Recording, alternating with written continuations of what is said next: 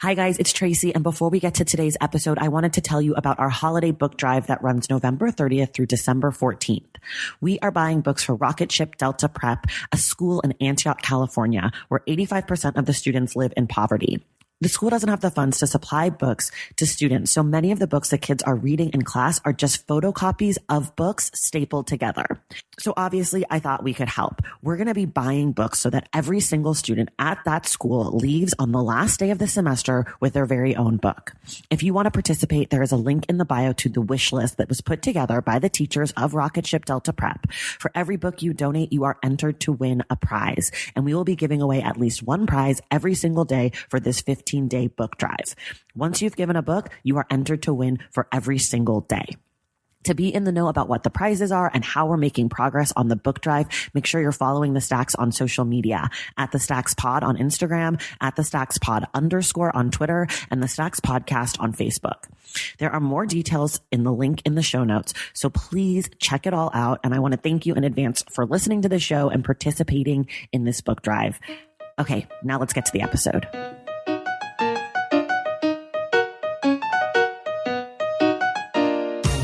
Welcome to The Stacks, a podcast about books and the people who read them. I'm your host, Tracy Thomas, and today our guest is Ayser Salman. Ayser is the author of The Wrong End of the Table, and today for the Stacks Book Club, we're discussing Tell Me How It Ends by Valeria Luiselli, a book about immigration told in 40 questions. Since this book is all nonfiction, there's not really any spoilers today, so feel free to listen even if you haven't read the book yet. All right, here it is, your weekly reminder. Everything we talk about on today's episode can be found in the show notes. There is a link there that will take you to all the books discussed today, as well as the social media accounts for the Stacks and our guests. Plus, if you shop through the links on Amazon, you're helping to keep the Stacks free. If you're looking for an amazing book recommendation, send us an email to askingthestacks@gmail.com. Myself and my guest will read it on air, discuss it, and then give you a personalized book recommendation or 5. So email askingthestacks@gmail.com with your name, what you're looking for, and maybe a few titles you've loved or hated. If you like the Stacks and want to support the work we're doing, here are a few easy ways you can help. First of all, join us over on Patreon. That's a website where you support the work we're doing and earn perks for yourself. We've got a virtual book club, we got inside access to the show, and we have an amazing community of other readers who love the podcast. So head over to patreon.com/thestacks to join in. The last thing you can do to help the show is definitely the easiest. Subscribe to the Stacks wherever you get your podcasts. Leave us a rating and a review, and tell your friends and family about the show. It goes a really long way to helping us reach new audiences. All right, now it's time for the Stacks Book Club conversation about Tell Me How It Ends by Valeria Luiselli. All right, everybody, we are back today with Ayser Salman. She is the author of The Wrong End of the Table. It's her memoir about being a Muslim, Arab, American woman in America.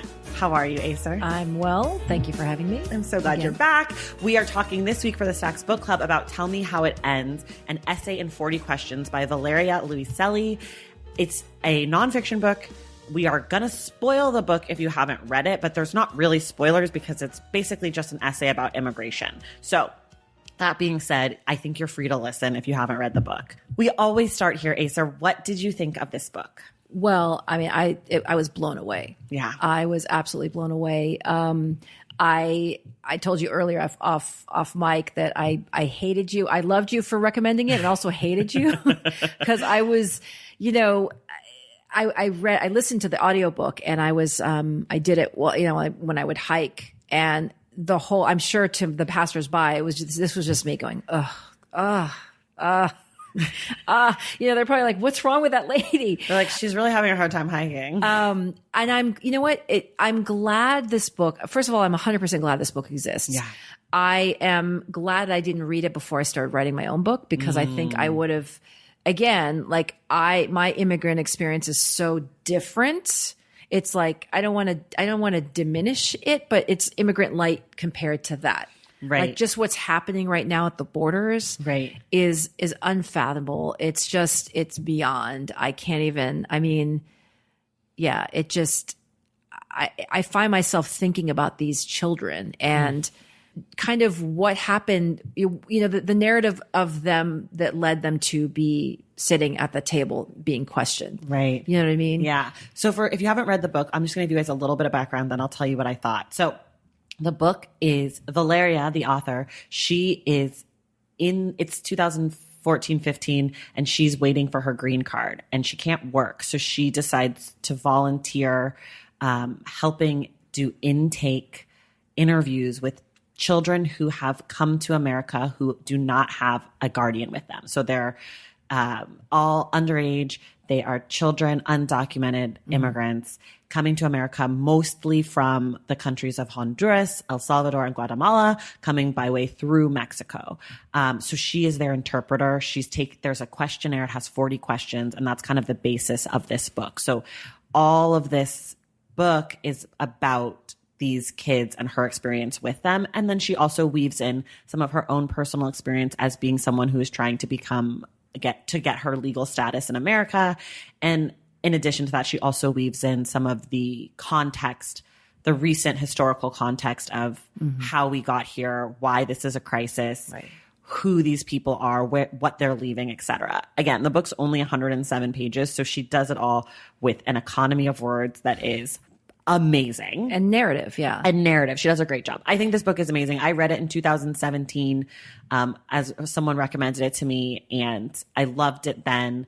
And when Ayser and I were trying to figure out what book to do, she sent me a list of all these things that she would be interested in talking about, all things that made my heart sing, and intersectionality, immigration, women's empowerment, mental health.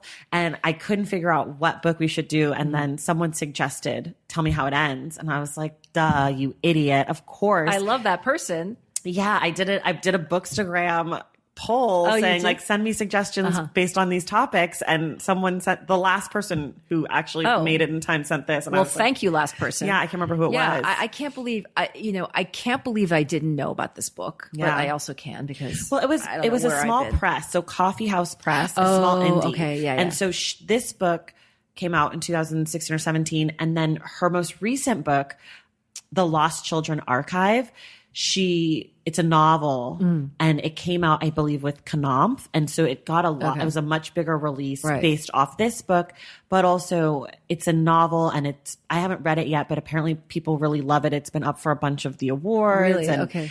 And she'd written other books previously that I believe were fiction and nonfiction. So she's a writer. She's great. She's the way there's in particular something that she described.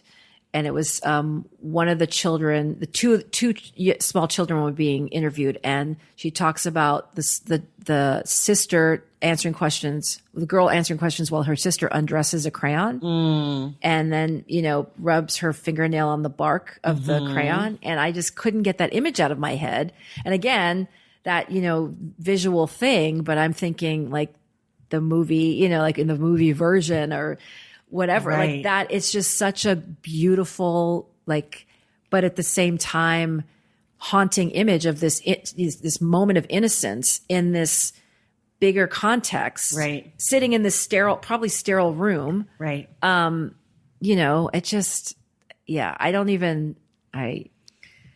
does an amazing job of finding ways to humanize something that I think for a lot of us has become mixed up in much bigger things. Yeah. As I was reading this book again now, the week that the report came out of how many undocumented children the Trump administration in the last year had detained, it was close to 70,000 in 2019, which is 42% more than the previous year. 70,000 children, just like a lot of kids. But going back to this book now, it felt really different. I think if this book had come out in 2019, it would have made a much bigger splash. But I think when it came out in 2017, I think that we weren't quite sure what was going on. And I don't know that we were really even paying attention to immigration as much as we are now because of how horrible it's gotten. Because I think one of the things that she makes a really great point about in this book that is something that's often overlooked is that the Obama administration is as much responsible for this book as, and not to, I don't want to compare what happened with Obama to what Trump is doing at the border, because they're very different. But this idea that had Obama, basically what happened is Obama made it an emergency at the border for undocumented children, which turned their 12-month period to get a lawyer and to fight for their right to stay in the country into a 21-day period, which then made everything ramped up. Because when you have 12 months versus 21 days, it's very different. And Obama was not great on immigration. And I think that for anybody who has paid attention to the immigration conversation in the last 20 years or so, I think that's pretty common knowledge. If not, you should do some reading, do some work about it. But I think that this book was able to exist in this kind of, God, I don't even know the right word, in this kind of not pointing a finger at a person way, because it was written under the Obama administration more than the Trump administration. It would be much more inflammatory under Trump. Do you know what I'm trying to say? Yeah. So this whole conversation has been ramped up to think the way that I'm thinking about this book now versus how I was thinking about this book 2 years ago when I read it. It might as well be a totally different book, even though it's only been 2 years. Yeah. Well, like I read it happened in 2 years. Which is, I mean, we were bombarded with other stuff. We were like, first of all, getting used to the idea of all of this. Thing. I mean, because when it started, when the Trump administration started. Yeah. When it was unleashed. Like when he first got in office, the first thing that was like the first terrible thing was the Muslim ban. Yeah. And I don't think that I was thinking children in cages in 6 months. Right. I was thinking, oh my gosh. Yeah. These 7 Muslim majority countries, it's been, I'm like overwhelmed trying to even talk about it. It's been so much. Yeah. But did you have feelings about, like, what were your feelings about the Muslim ban? Because I'm sure that felt super personal.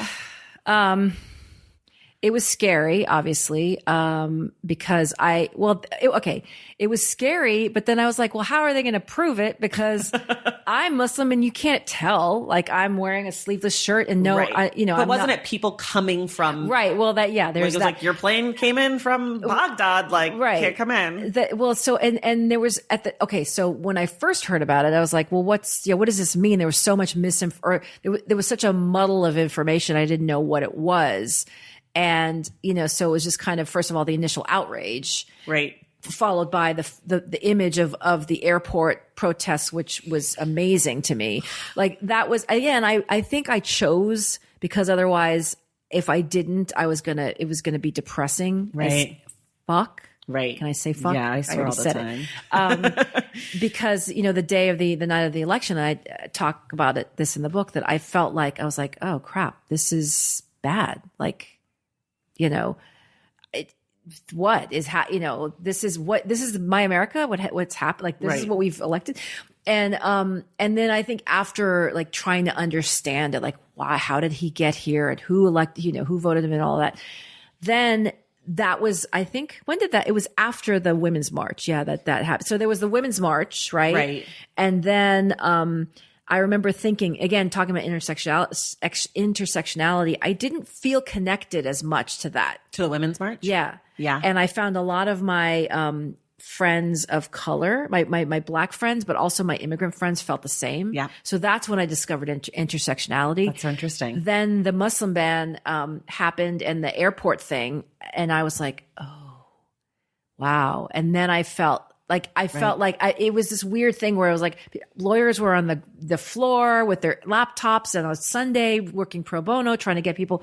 And I was like, okay, I think things are going to be okay in this country, because I was focusing on the humanity. Right. The response, not the actual inciting events. Right. And so I think at that point I was like, I can't, obviously I got to stay abreast of the news and all that, but I got to focus on, like, the whole Facebook, fighting and all that nonsense and people, online. I can't do that. Right. I have to focus on, not to be a Pollyanna, but I have to find what is the good.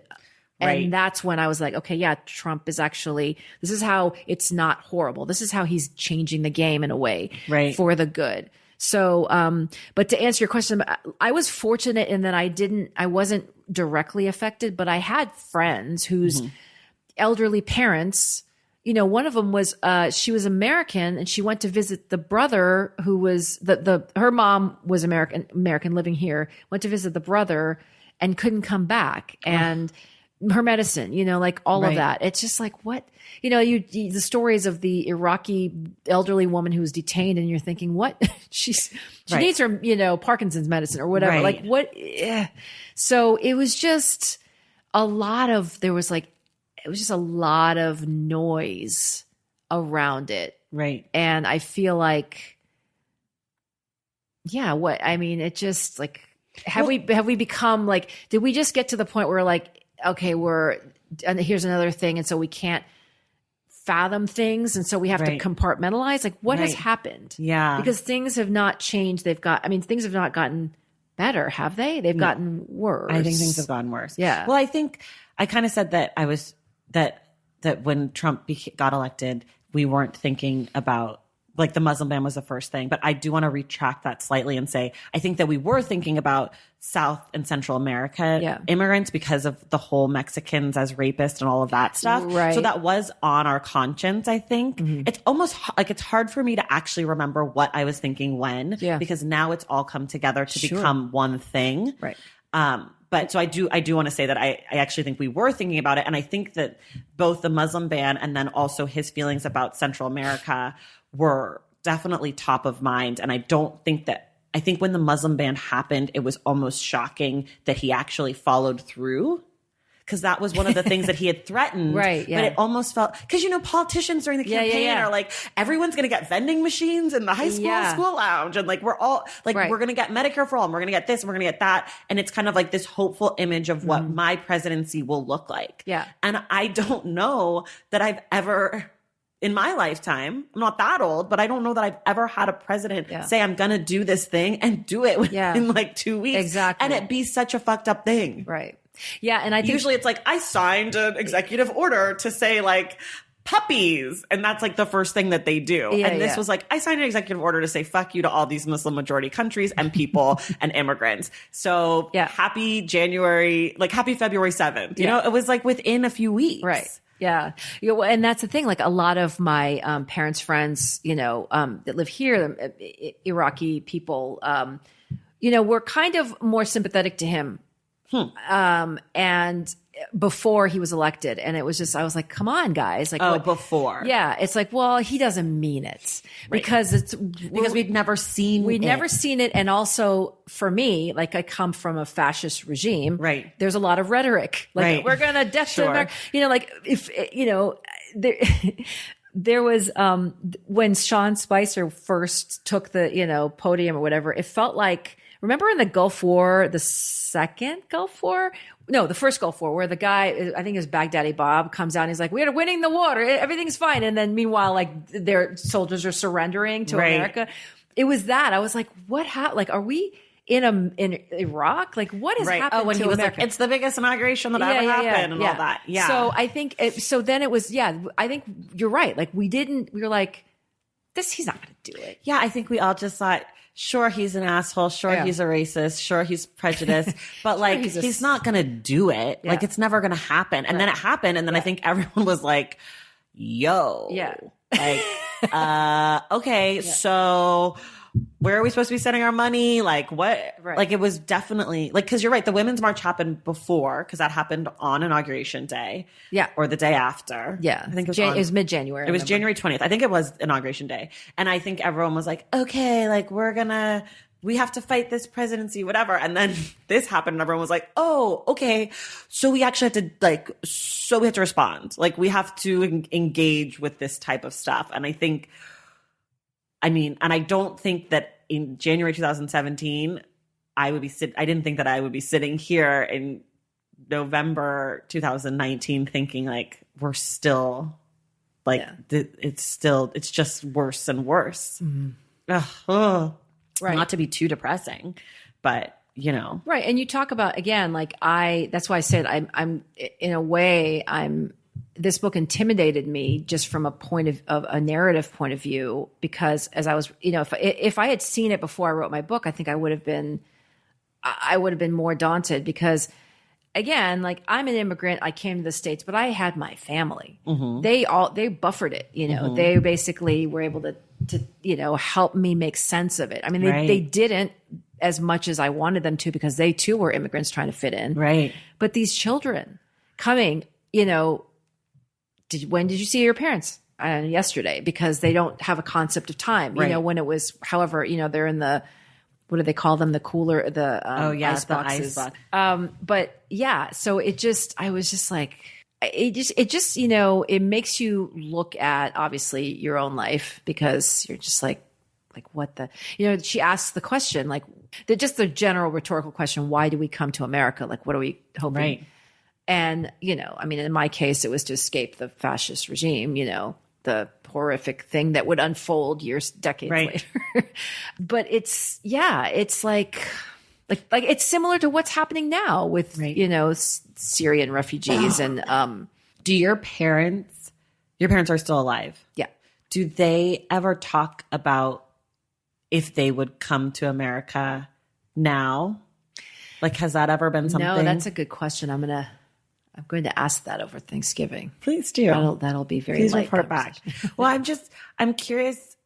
You mean in terms of, okay, if they knew that they were coming to a Trump America as opposed to the America that they came to, which is not to say that America wasn't racist and terrible in the 70s or the 80s or the 90s or 2014, but just that Trump means something in the world in a way that America, like America used to mean something in the world in a specific way. And I think that Trump means something that is oftentimes antithetical. Like in my travels since the Trump administration has started, people look at me different or ask me different questions. You're like, I'm from Canada. They're like, oh, are you American? I'm like, yeah. And then they're like, ooh, Trump. Or but okay. All right. Well, to that, see that. All right. So I wonder, I guess my question is, do you think that they would still have come or wanted to come to America knowing that the person in charge of America had negative feelings about Muslim people that he was really happy to talk about and potentially ban and et cetera, et cetera? Well, that's a great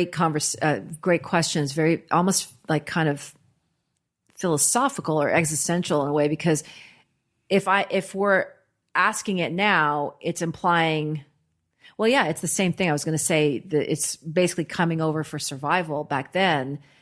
And the world, the country, the region of Iraq was dangerous, but it was kind of more organized danger in a way. Now it's just a free for all and, opportunity and just like the terror, all of that.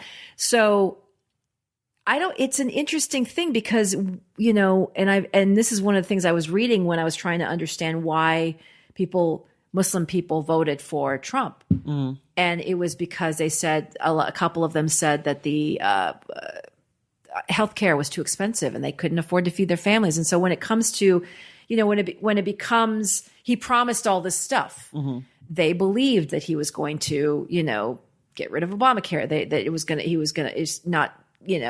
They'll allow them to keep the retirement, all of this stuff. Right. And when it comes to personal survival, I think it's really hard to see outside of that to go, okay, but what country am I leaving for my kids? That's why I thank God for the young people now. I mean, it's an interesting question because it's less, I would ask my parents and more maybe like my young cousins now. I'm curious. Yeah, it would be an interesting thing to ask younger people, like, would you still come to America? Because America, it was a superpower, it was the protector. And now he seems to be running it like, no, we're not doing any of that, Right. Valentine's Day is upon us and I've got love on the brain. Love for books. Duh, of course. Hello. Did you forget what podcast you're listening to?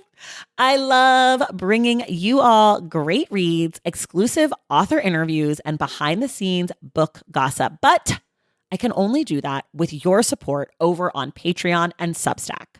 Our Stacks Patreon community, also known as the Stacks Pack, is where you can go for book club meetups, a private, very active Discord, and a year-long mega reading challenge to help you achieve all your reading goals.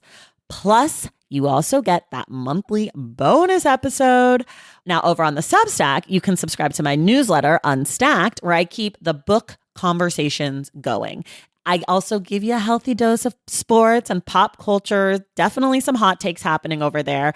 And again, that bonus episode.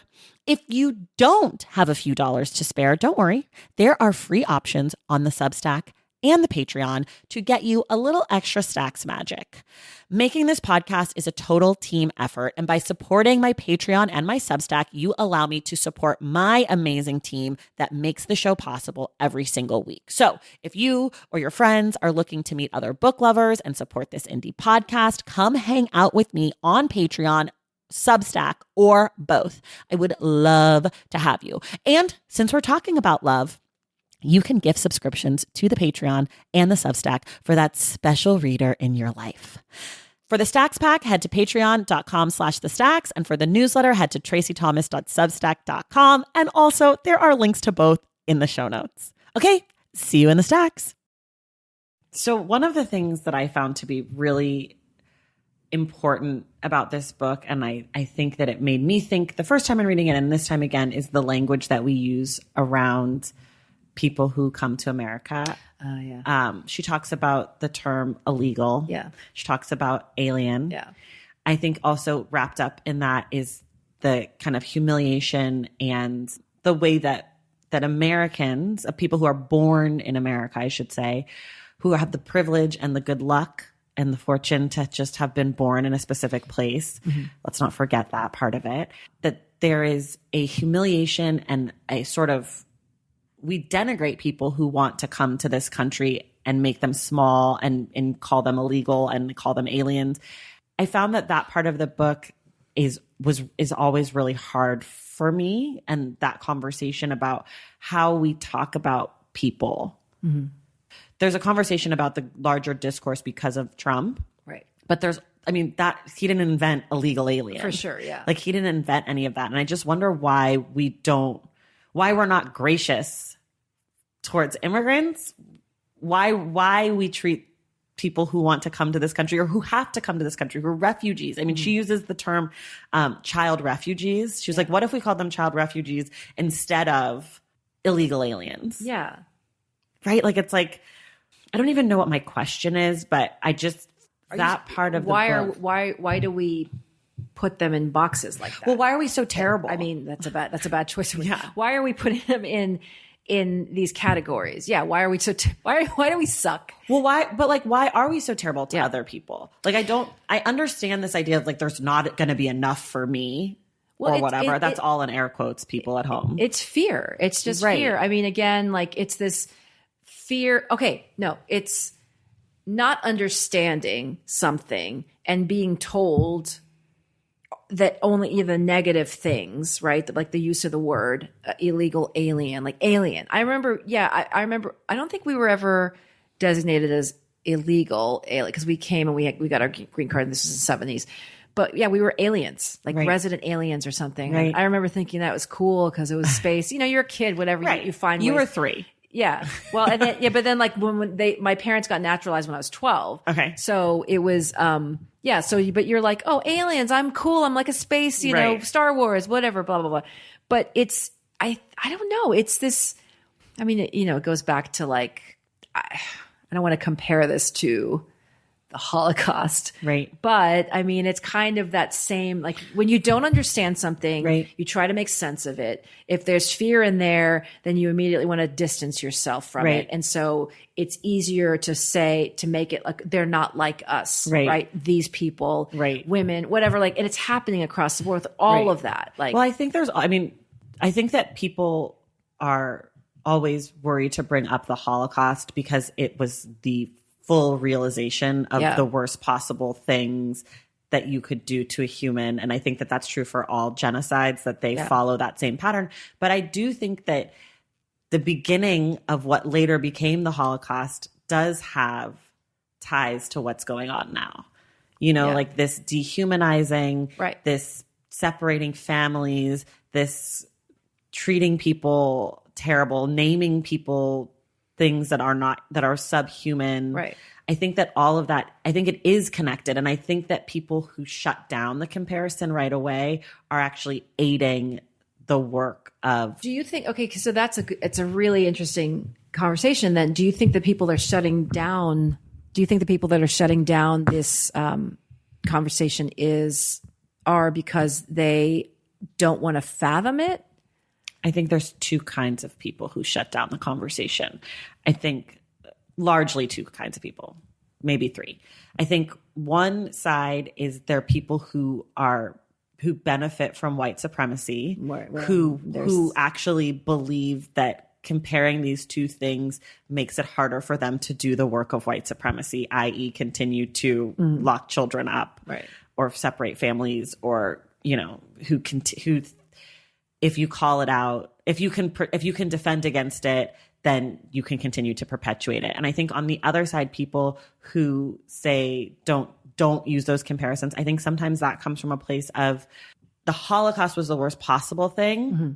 And I don't necessarily want to compare something that has not actualized that far. Like, I think that they don't understand that there were steps that got to the Holocaust, mm-hmm. and they maybe don't know that history as well. Right. And so they think, well, if people go somewhere illegally, they're not supposed to be there. They don't follow the legal channels. That's not the same as being rounded up and put in a gas chamber. And like, correct, those two things are different. Right. But the language around it and the way in which we dehumanize people who are seeking asylum and safety in our country is actually a lot less, quote unquote, illegal, because asylum is not illegal, mm-hmm.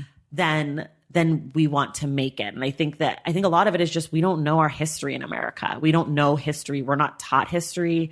And if we are, it's a really fucking bullshit version of history. Well, I mean, they know what the Statue of Liberty is. I mean, right. It's basically that simple. Give me, you're tired, you're poor, you're hungry, starving. Right. But I mean, we've had people immigrating to this country forever who've always been treated like shit. Everyone who's ever come to this country has been treated like shit when they got here. Right. And then eventually, I mean, there's a book, the guy who I can't think of his name. He just passed away, but the book is called How the Irish Became White.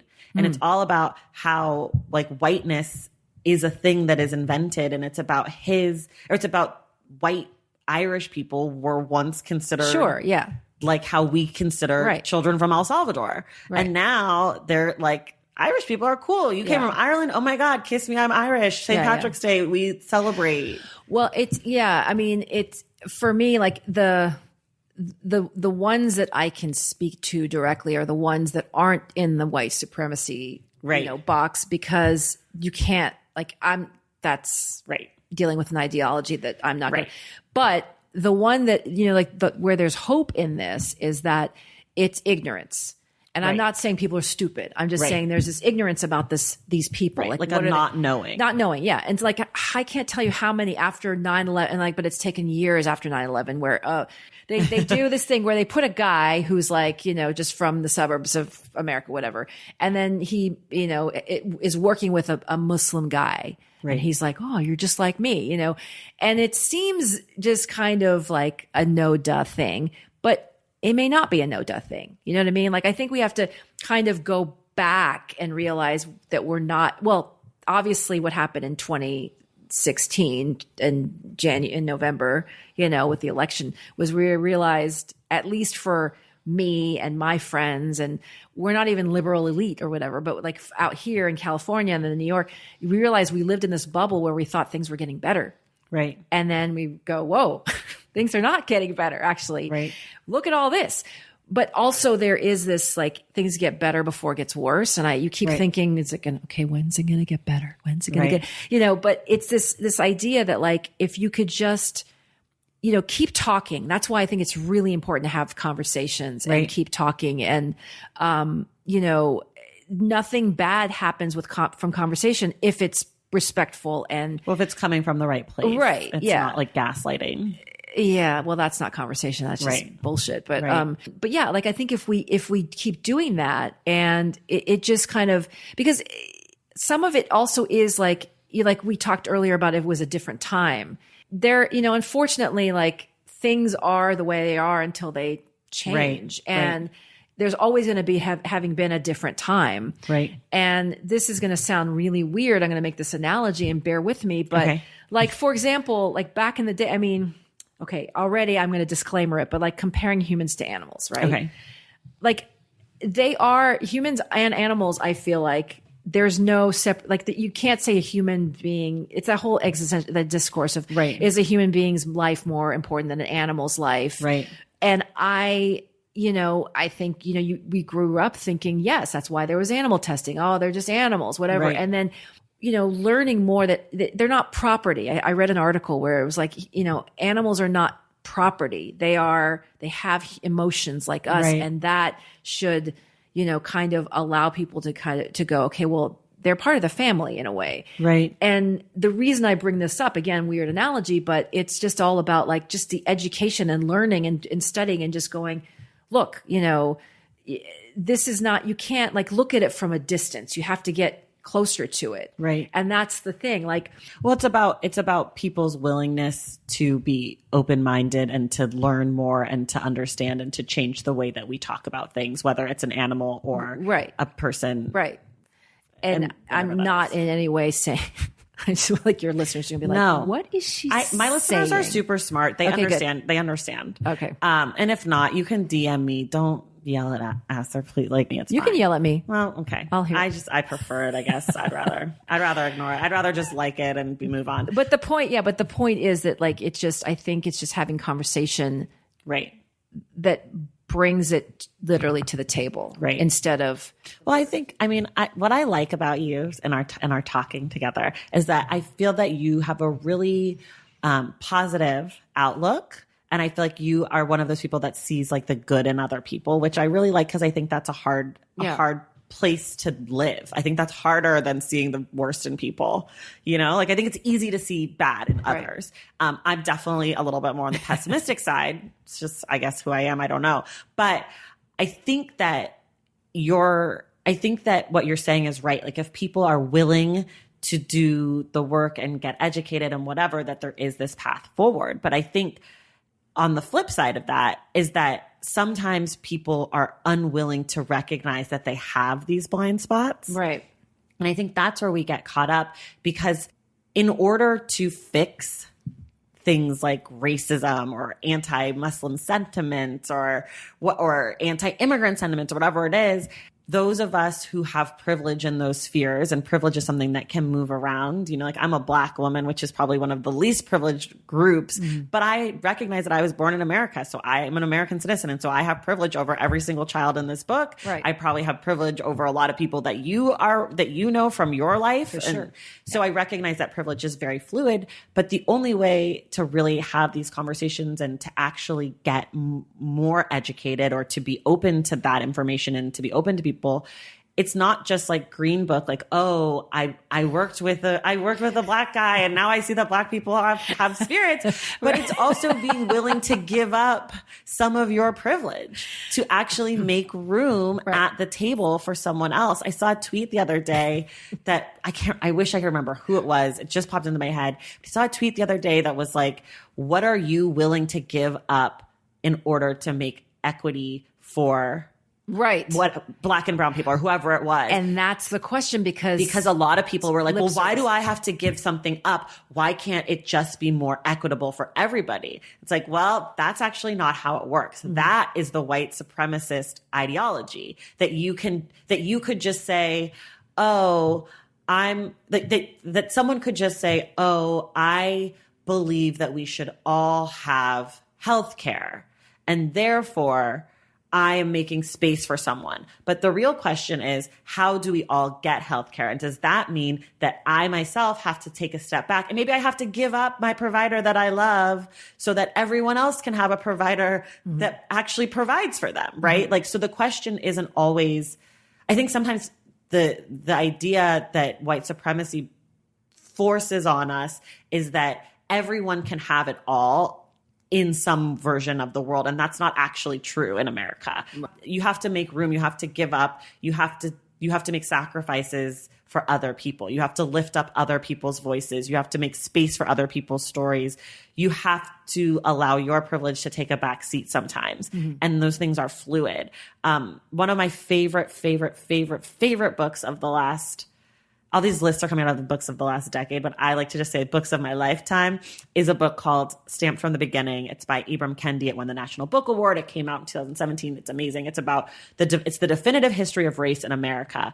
And one of the things he talks about throughout the book that I think is fitting for this conversation is that, and this is kind of what you were saying a little bit, is that for every step forward in anti-racism, there is also a step forward in racism. So that Obama, the response to Obama was Trump, and that those things were not separate. No. And that the response to civil rights was crack, right? Like the forcing of crack on Black people.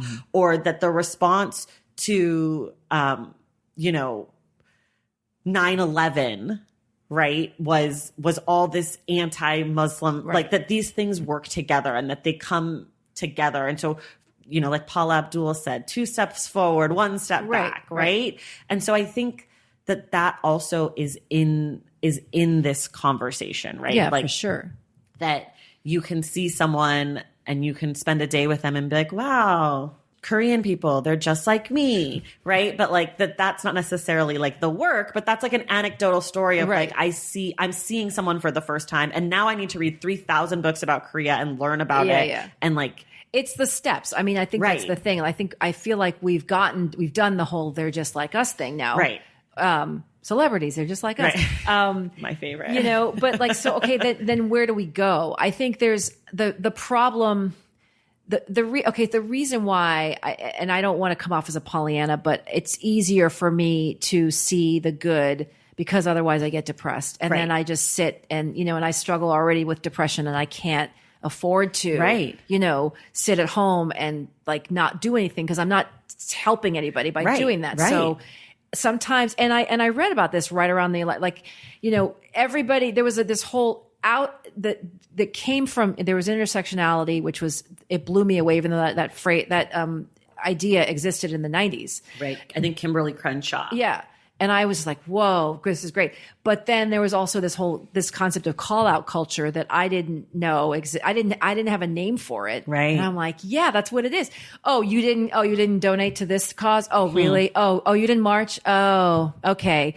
And it's just like, really? No. So we've gotten past that. Like, can we just look?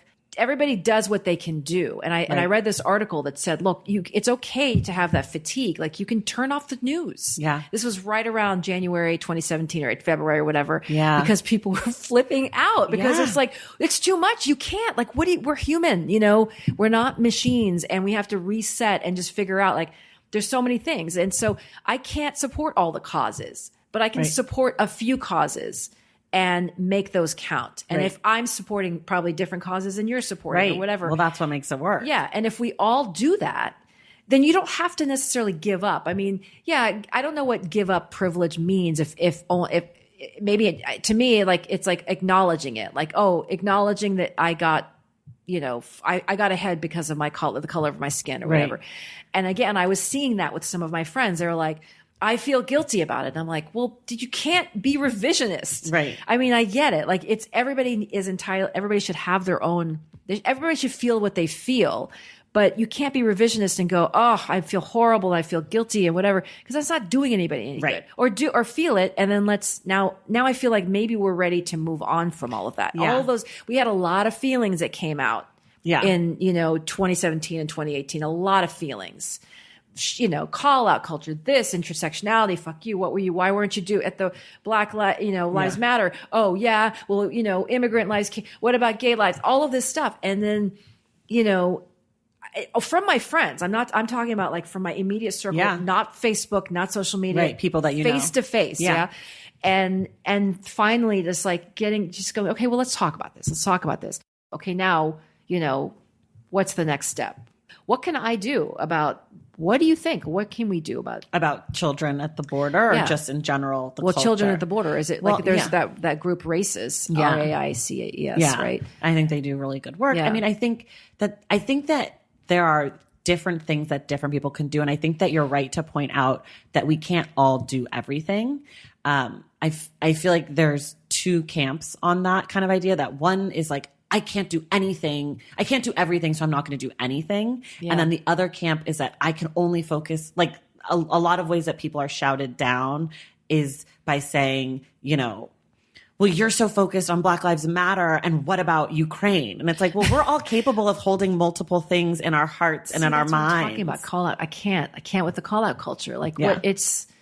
Then you just end up, then you feel shamed. Right. And I'm like, I'm not going to say anything about anything. Right. And then you don't do anything. Well, right. And then you get to be like self-righteous. Like, if people are going to get mad at me for trying, then I'm not going to try. And it's like, okay, well, that's also not productive. Well, that's privileged. Right. That is, Sure. I mean, I think that's some of like, what do you have to give up? Yeah. You have to give up your hurt feelings. Right. I think that is a privilege. I think it is. Oh, it 100% is. Hurt feelings are. Yeah. I think hurt feelings are a lot of what people who supported Trump or support Trump rely on is the idea of that they should be allowed to have hurt feelings. And I can't speak for you, but I talk about this a lot with a lot of my friends, is that as a Black woman or a woman of color, I was never afforded the privilege of hurt feelings. Yeah.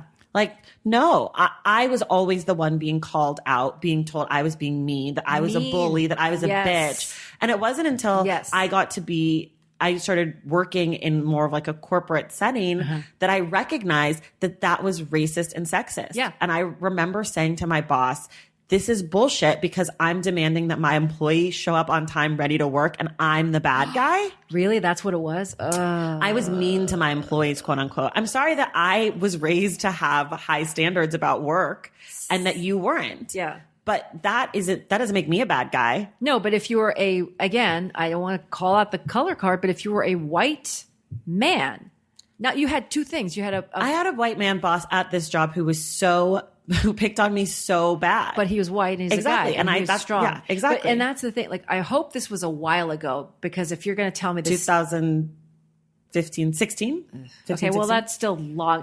Again, like, that's that me going, okay, well, I'm hoping it's not, like, you're not just saying, like, 2 months ago, because. No, but I still think it's that ingrained. It's true. Like, I still get feedback on this podcast about me, or like I've been called divisive. And I'm like, I'm not divisive. I'm just Black. Like, I have these experiences. I'm sorry that it makes you feel uncomfortable. You should put that on a t-shirt. Right. Should not tattoo divisive, it. Just black. Yeah, no, but that's the thing. Like, I mean, I will go on the record as saying I have, thank God for Botox, not because of the aging thing, because I'm Middle Eastern and we have that knitted brow. And I'm not kidding. When I was a kid, I've had that, like, you know, I can't do it now because I've had Botox, but, if you could see me. No, but when I was a child, I was always like, you know, I had that little, furrowed brow. Yeah, furrowed brow when I was young. And so whenever Botox, the day that it happened, you know, I think I gave shoot me up. Yeah. I'm like, let me, poison in my head. Yeah. But because I got sick and tired of people going, why are you so angry? Why are you pissed off?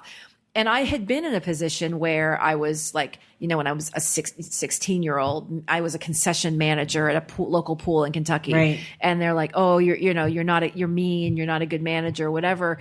And maybe I was crappy. You know, I'll give myself that. I was 16, sure. But I'm sure, like, I've always tried to be light. I think that's one of the reasons why I wanted to have a page boy haircut and, you know, wear the plaid. And like, I wanted to disappear. I did not want to be the strong, you know, I had these strong features and I'm exotic or whatever. And now I'm like, I wish, but it's, you know, you get older and things like shift around, but yeah, it's like, that's what it is. Like, you have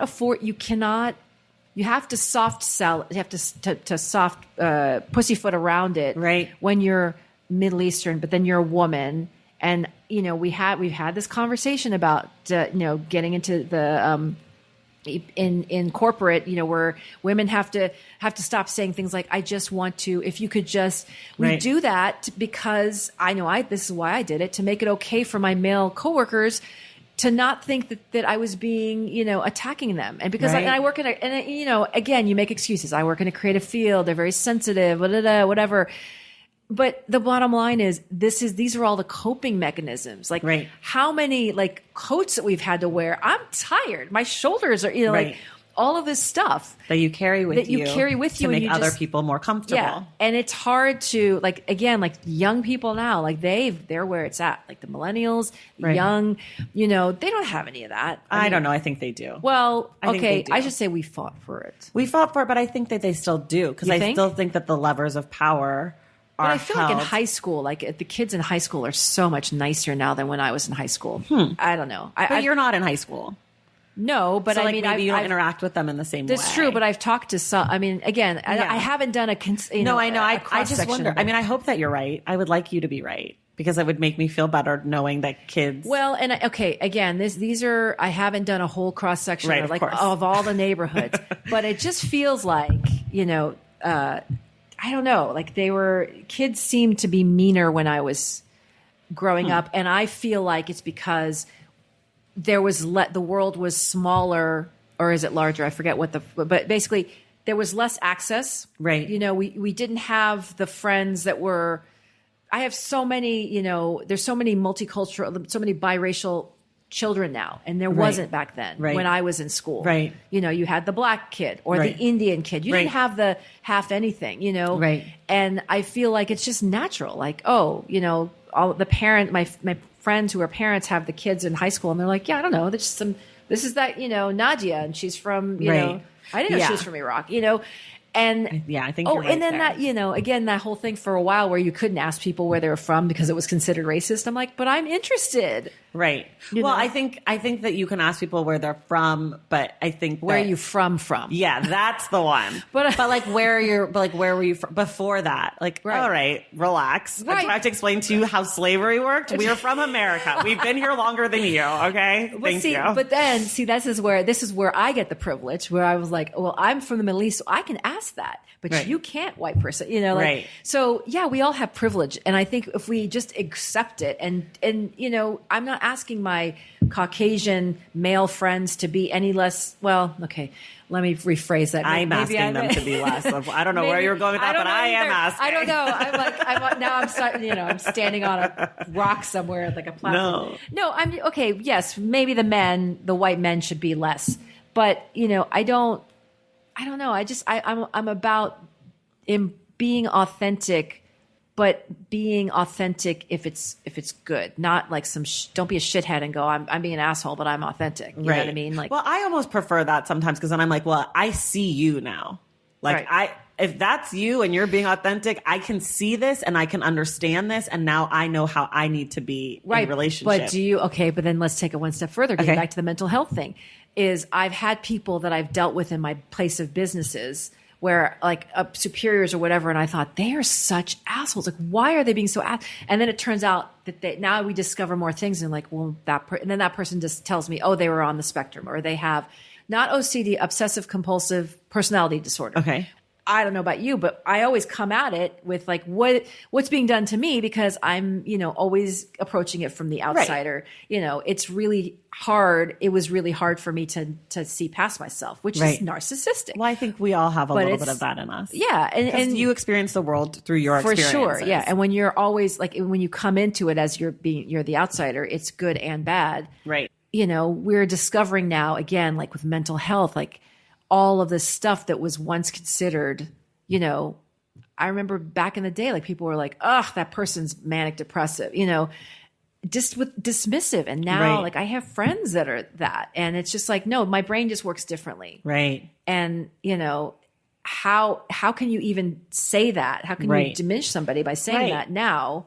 So I think that's kind of some of like the original question, which I kind of forgot, but I think where I started with this, I rambled. No. I'm really happy where we went, but I think that some of what you're saying is like we have found ways to have empathy for people who have mental illness, or that's something we're working on, and we found ways to have empathy for things. But when it comes to people who are fleeing their home country, as Americans, collectively, I don't mean individuals, but collectively, we have not found a way to have empathy for those people. Like, and to think about why people leave their homes. Yeah.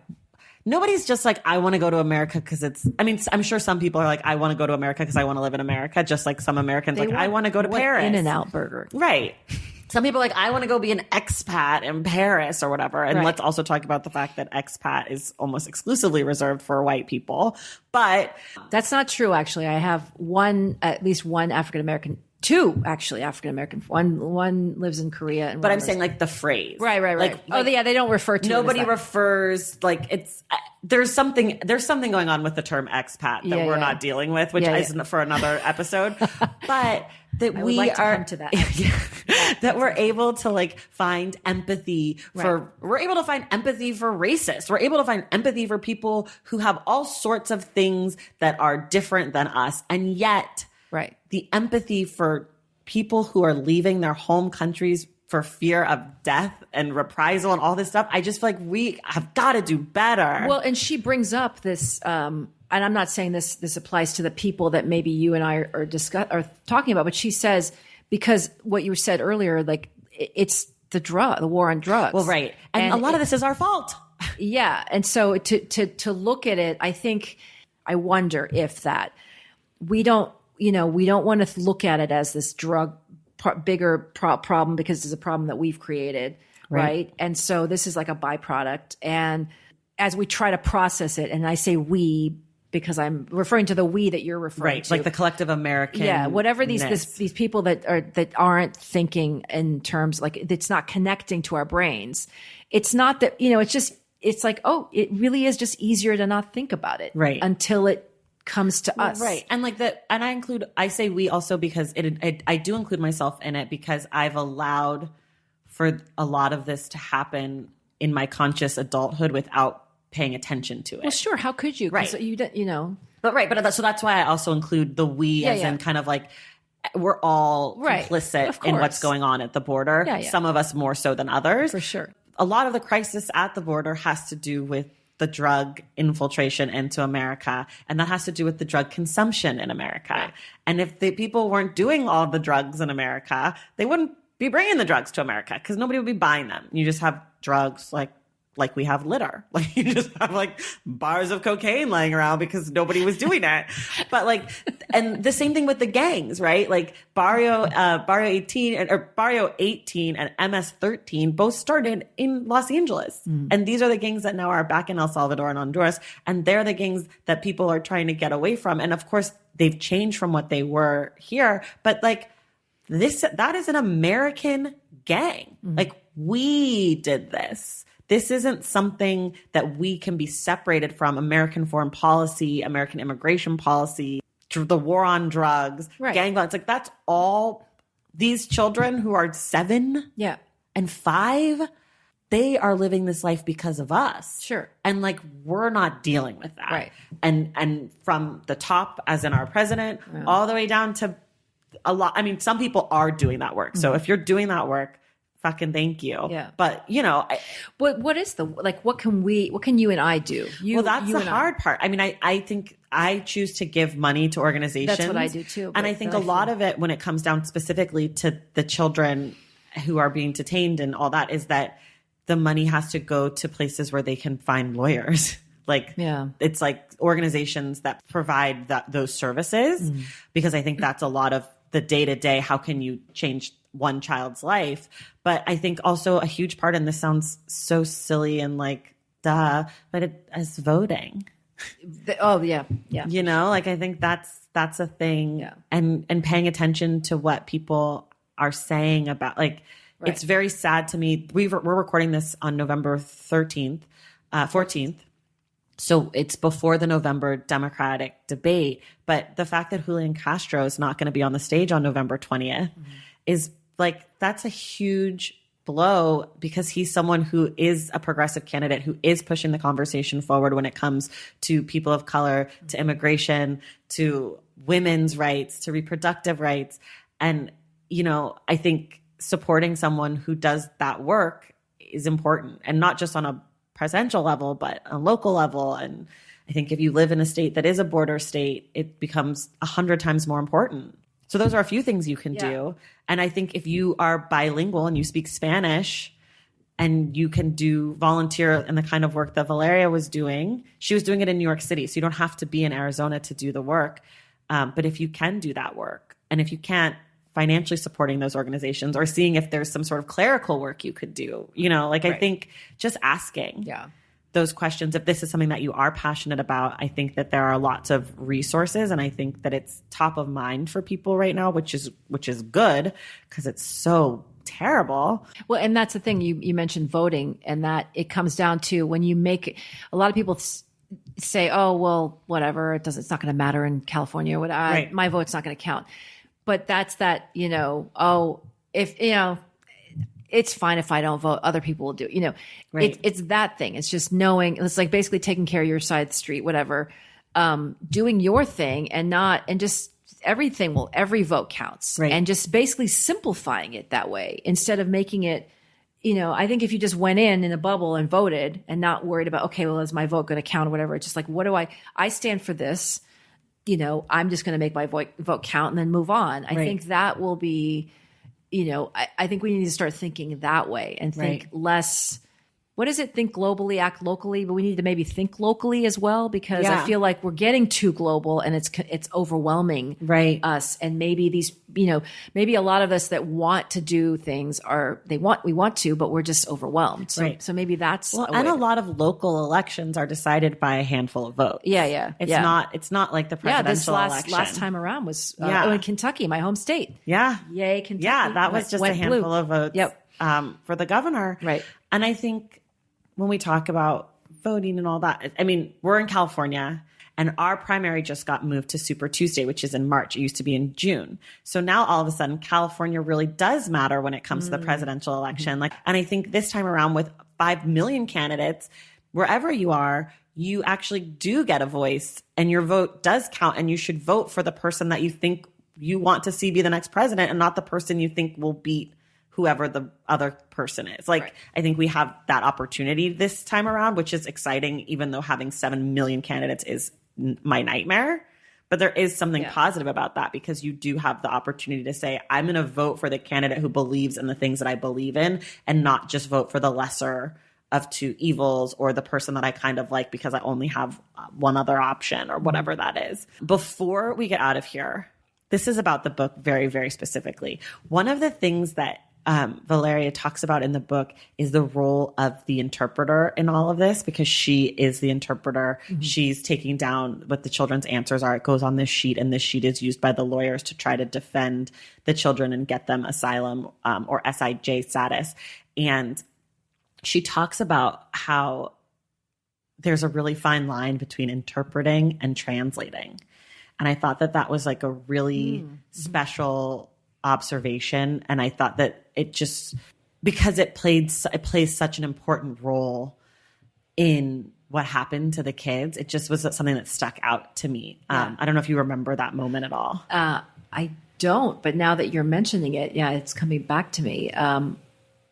That's a really good. It's like such a delicate point. Yeah. But when you start to think about, and I think that also is something you could play back for yourself. Like, am I interpreting this or am I translating this? Like, is that what someone's actually saying to me, or is that what I'm hearing? Right. So the last thing we always talk about is the cover and the title. So the title of this book is Tell Me How It Ends, an essay in 40 questions. I think the first time we hear about the title in the book, I've written down is page 55, which is her daughter asks her, tell me how it ends. Cause she comes home and tells the stories of these kids that she's seeing, and her daughter wants to know, what happens? Do they marry the prince, and do they end up like right. What's the ending? Yeah. And she always says, I don't know. So what did you think of the title and the cover? I loved the title. I listened to the audiobook, but it does pop up, but on my phone, it's not as pink as the color of the cover, which I like because it kind of softens it in a way. I love the title because I love how she also says, tell me how it ends. There is no how it ends. But then at the end, she says, this is how it ends. This is how it does end for this particular individual that they follow. Right. But it's not just how it ends. This is how it begins. Right. And it's funny that you mentioned, like, do they live happily ever after? Because that's that whole thing. Like, what, as children, it's black and white.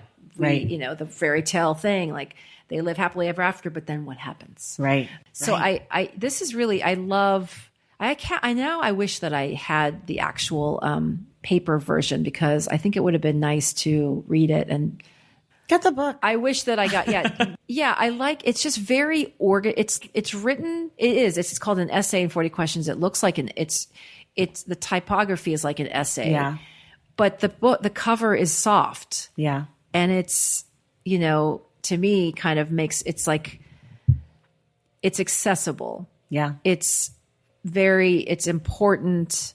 It's sobering, but it's accessible. And I think that's the thing that we've been talking the last 20 minutes about accessibility for people. And I think this book is very accessible for everybody that, is wondering like, what's the story over there and what can we do? It's not intimidating. Right. As I said in the beginning, when you recommended it to me, I like hated you, but I also loved you and I hated you because I was like, this is going to be scary. And it's going to show that everything I don't know. And, all of that. I think because I'm only speaking for myself is like, if in cases that I've done that, I'm like, oh shit, it's going to be so overwhelming. Yeah. And I can't deal with this right now. I'll deal with it later. Yeah. But something like this, it makes it really accessible, and accessibility. I agree with you. I also think for me, when I got this book a few years ago, I ordered it, and someone had recommended it, so I ordered it, and I was very nervous that it was going to be overwhelming or too much, or it was going to be too hard on me or whatever. And then it came, and it's just so little. Yeah, that also plays into that accessibility. It's just a tiny little book. Like it all of a sudden feels manageable. Yeah, and I do like how plain and just no frills it is. There's not like on the cover. There's no cursive. There's no image. It's just like this is the color of paper. Yeah. This is black ink. Yeah. This is the book. This is my name. Boom. Right. And I think the title is really smart as well. I think Tell Me How It Ends because it asks us too. It asks us, and it ties in. It's a question from her child, who she's then, kind of comparing in some ways to the children that she's dealing with. And I just love this book. Excuse me. Do you have anything you want to add before we get out of here? No, thank you so much for this opportunity. I feel, weird that I may have inadvertently compared humans to animals. Again, if you have a problem, just please listen to the whole thing. Yeah. No, I tend to, I think in like, I start to ramble and it goes off and then I eventually make a point. Well, that's the whole point of podcasts. I feel like podcasts are kind of like curly cues and they kind of come back in and out through the middle. See, this is my editing. I'm always like, oh, but the edit, you can take something out of context because I'm an editor. You always, take things. I mean, people can. Yeah. And if you do, that's on you, I guess. I don't know. We can talk about it. We can have a discussion. You can slide into my DMs. You can bug me. Slide into your DMs. But hopefully not.